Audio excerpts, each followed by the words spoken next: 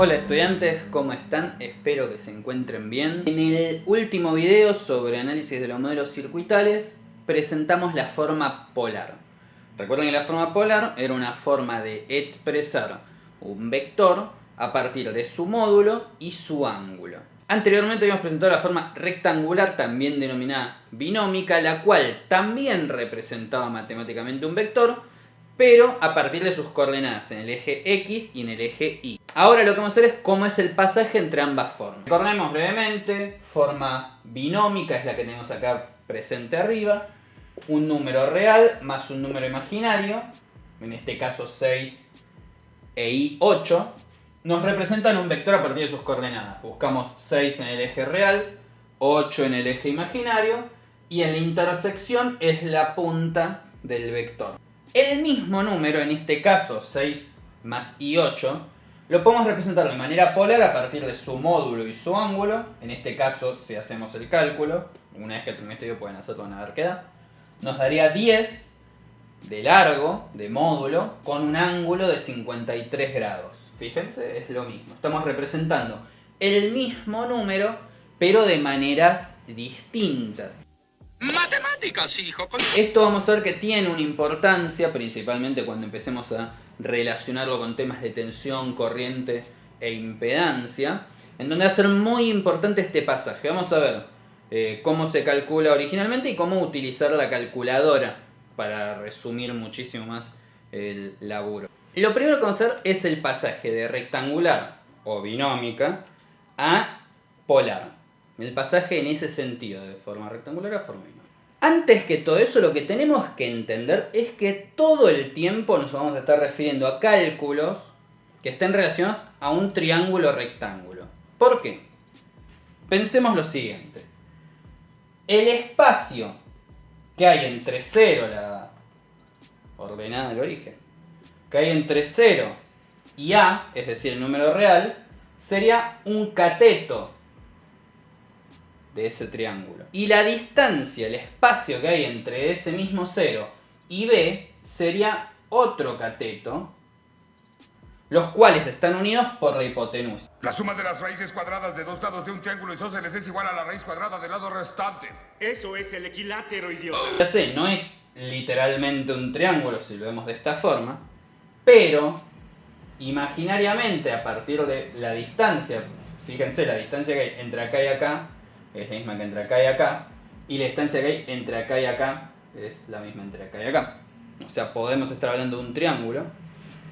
Estos dos catetos van a estar unidos, además de por un ángulo de 90 grados acá, o acá, por una hipotenusa que va a ser el vector en sí mismo. Esto nos va a estar diciendo que los dos números que conforman la forma rectangular van a ser los catetos, y el resultado de eso, es decir, el módulo de z, va a ser la hipotenusa. Ya eso nos está teniendo tres términos que nos ayuda rápidamente a entender a qué estamos apuntando, cómo calcularlo. Estamos hablando del teorema de Pitágoras. Pitágoras, Pitágoras, hoy quiero pedirte un favor. Enséñame el sistema y el nuevo teorema de cualquier problema de amor. Pitágoras decía que la hipotenusa al cuadrado es igual a la suma de los catetos al cuadrado, es decir, esto que tenemos acá. Hipotenusa al cuadrado es igual a cateto 1 al cuadrado más cateto 2 al cuadrado. Eso ya nos está implicando lo siguiente. Si reemplazamos todo esto, podemos decir que z, en este caso lo vamos a poner módulo, porque lo que estamos hallando a fin de cuentas es esta distancia, lo que mide este lado del triángulo, de hipotenusa, al cuadrado es igual a al cuadrado más b al cuadrado, el número real al cuadrado más el número imaginario al cuadrado. Si despejamos esto, nos termina quedando que el módulo va a ser igual a la raíz cuadrada de a al cuadrado más b al cuadrado. Acá ya hallamos el primer valor necesario para pasar de forma rectangular a forma polar. Recordemos que en forma rectangular tenemos un real más un imaginario, y en forma polar tenemos un módulo y un ángulo. ya hallamos el módulo, que es esto que tenemos acá. Ahora nos falta hallar el ángulo. Para hallar el ángulo tenemos que pensar en el famoso SOHCAHTOA. Krakatoa.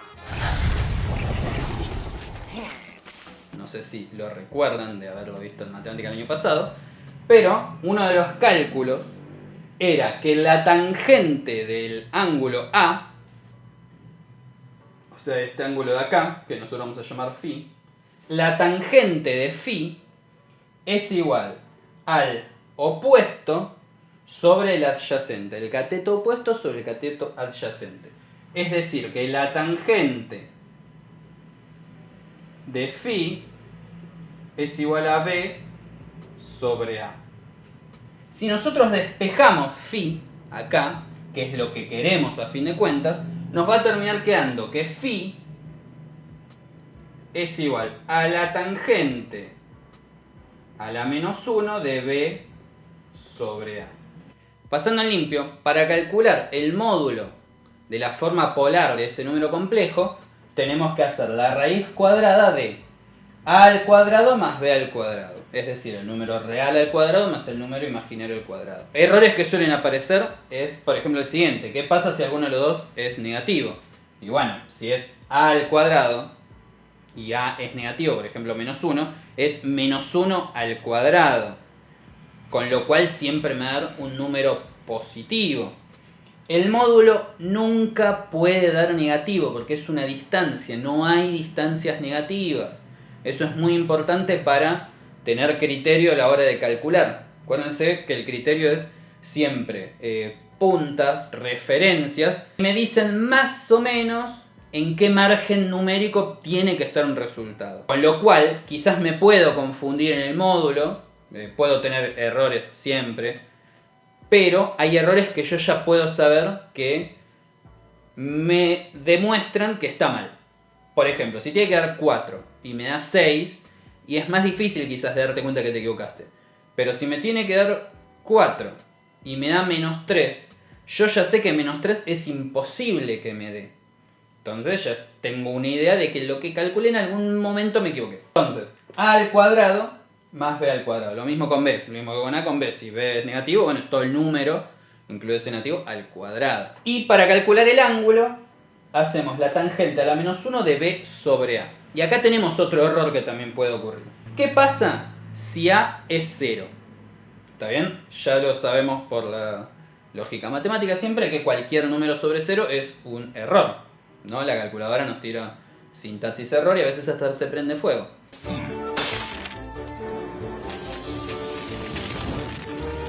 Tenemos que tener mucho cuidado con esto porque la calculadora no lo va a permitir resolver, al menos no las calculadoras que solemos utilizar. Esto lo resolvemos también con criterio. ¿A qué voy con esto? Si el número a es 0, es decir, el número real es 0, nosotros sabemos que en el eje, si a es 0, vamos a tener una flecha, un vector, que va a estar posada únicamente sobre el eje Y, sobre el eje vertical. Con lo cual, si el número imaginario es positivo, va a estar apuntando hacia arriba, ¿no? Vamos a tener una flecha en este sentido. El módulo se sigue calculando igual. Si tenemos una flecha sobre el eje vertical hacia arriba, el ángulo es sí o sí 90 grados. Es decir, si sabemos que a es 0 y tenemos un valor b positivo, siempre el ángulo va a ser 90 grados. Además de que el módulo va a ser igual a b, ¿no? Eso también ya para tenerlo en cuenta. ¡Hola! ¡Hola! ¿Hay alguien en casa, ¡Ay, piensa, McFly! Si tenemos un número imaginario negativo y un número real igual a 0, vamos a tener una flecha apoyada sobre el eje Y, pero hacia abajo. Entonces, sí o sí, van a ser menos 90 grados. Eso para que ya empiecen a formar criterios sobre los valores que les puede dar o qué margen de valores va a haber. Porque la calculadora se puede equivocar o ustedes pueden poner mal algún paréntesis o puede ocurrir un montón de cosas. Entonces está bueno ya tenerlo en cuenta. Ahora bien, esto acá es el cálculo que hay que hacer para llegar a los valores del pasaje de rectangular a polar. La calculadora tiene una función, porque las calculadoras científicas, la mayoría por no decir todas, tienen una función para pasar de rectangular a polar y de polar a rectangular también. Yo les voy a explicar cómo se hace con la Casio, que es la que más utilizan ustedes, la que más suelen tener, la más común y a mí la que más me gusta en particular, porque es muy intuitiva.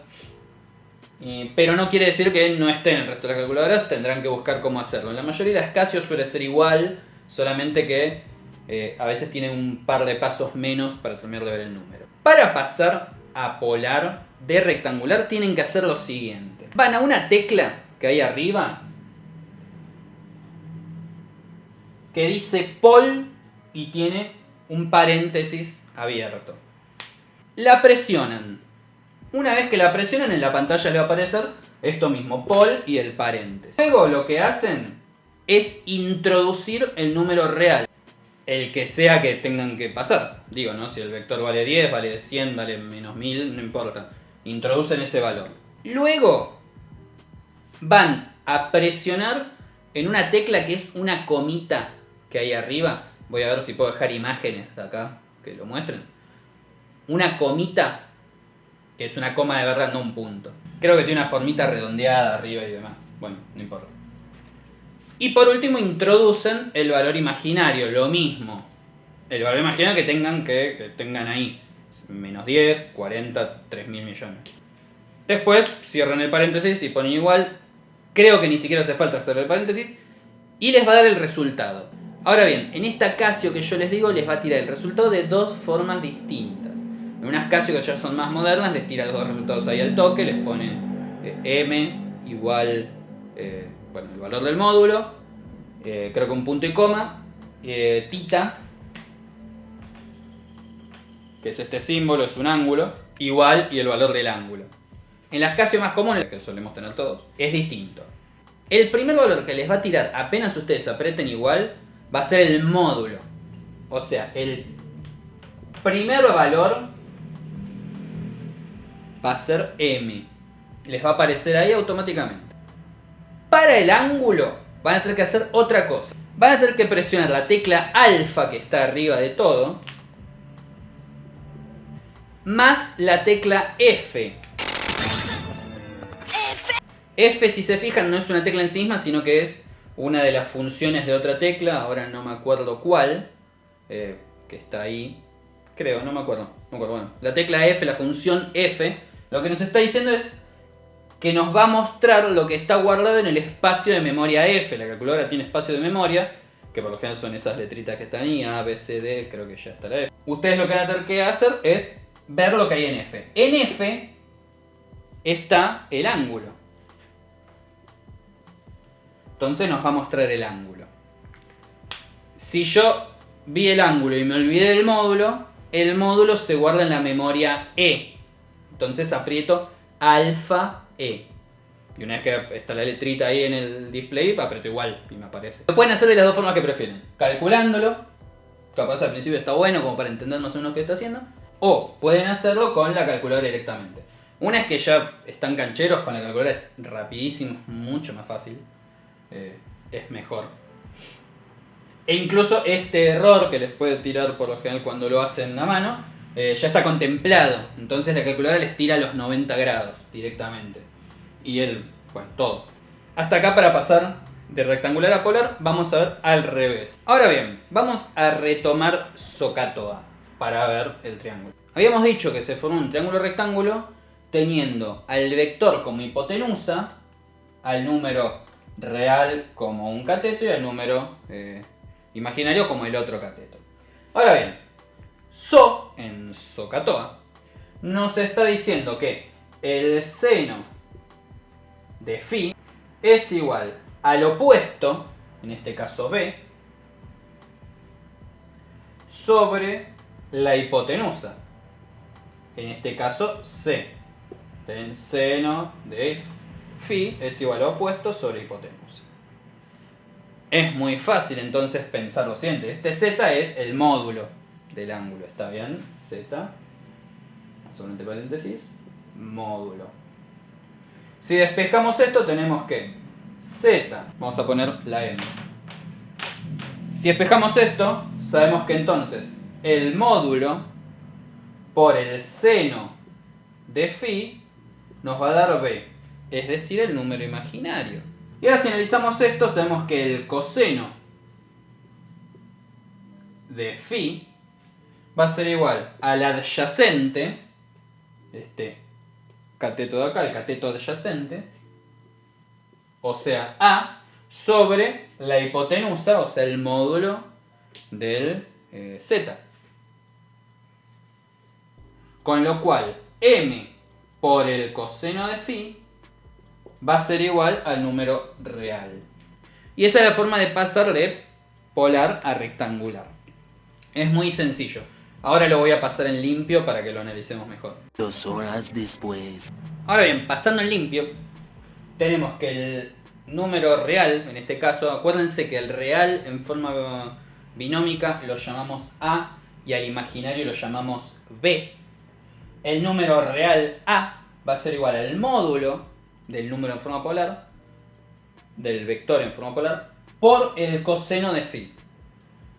Y el número imaginario B va a ser igual al módulo por el seno de phi.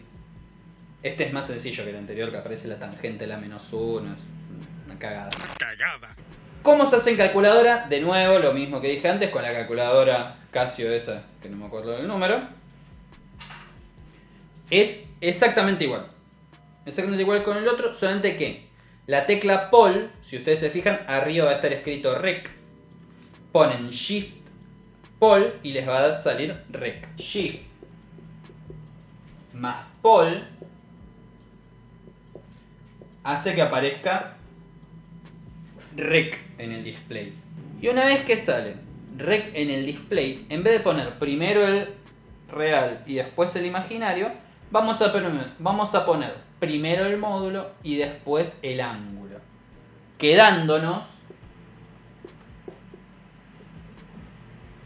Rec, módulo, la coma y el ángulo. De nuevo lo mismo, si el ángulo en este caso, que puede dar negativo, nos da negativo, ponemos el número negativo. El primer valor que nos va a tirar va a ser A, y el segundo valor, que lo tengo que buscar en la memoria F, va a ser B. De esta forma damos por concluido el pasaje entre formas. Recuerden, esto es para hacerlo en calculadora y esto es para... Los dos lo van a terminar haciendo en calculadora, ¿no? Pero de esta forma ustedes lo hacen automáticamente con la calculadora, que contiene ya estos cálculos en su algoritmo. Y acá lo hacen de manera manual. Cualquiera de las dos que elijan está bien. Siempre tengan recaudos, fíjense de poner bien los términos en cualquiera de los dos casos que elijan. Y no queda más nada por decir sobre este tema. Nos reencontraremos en otro video. Yo pienso que vas a un pelotudo. Gracias. Nada. Pero bien. Bueno, ¿y cómo es un bien pelotudo? Y no sé, sale por televisión.